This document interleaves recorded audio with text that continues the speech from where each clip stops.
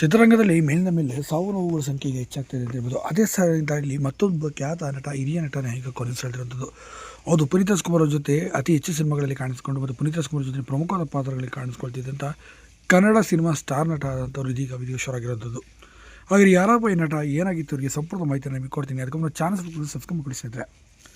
Cinema ರಂಗದಲ್ಲಿ ಸಾವು ನೋವುಗಳು ಒಂದಲ್ಲ ಒಂದು ರೀತಿಯಲ್ಲಿ ಆಗ್ತಿದೆ. ಯಾವುದೇ ರೀತಿ ಆತ್ಮಹತ್ಯೆಗಳು, ಮತ್ತೊಂದು ಕಡೆ ಹೃದಯಘಾತಕ್ಕೆ ಕೂಡ ಸೆಳೆದಿದ್ರು.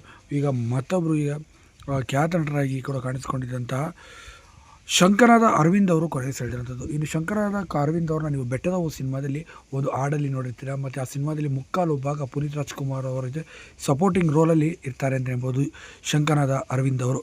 ಇನ್ನು ಬೆಟ್ಟದ ಹೂ ಸಿನಿಮಾ ಅವರಿಗೆ ಅತಿ ದೊಡ್ಡ ಮಟ್ಟಿಗೆ ಬ್ರೇಕನ್ನು ಕೂಡ ತಂದು ಕೊಟ್ಟಿತ್ತು ಅಂತಲೇ ಹೇಳ್ಬೋದು. ಇನ್ನು ಈ ಸಿನಿಮಾದಲ್ಲಿ ಅಭಿನಯಿಸಿದಂಥ ಶಂಕರಾದ ಅರವಿಂದ್ ಅವರಿಗೆ 68 ವರ್ಷ ವಯಸ್ಸಾಗಿತ್ತು. ಕೆಲವೊಂದು ವಯಸ್ಸಾದ ಕಾಯಿಲೆ ಮತ್ತು ಕೋವಿಡ್ ಸೋಂಕಿನಿಂದ ಕೊನೆಯುಸಿರೆಳೆದಿದ್ದಾರೆ ಎಂಬ ಮಾಹಿತಿ ಬರ್ತಾ ಇರೋಂಥದ್ದು.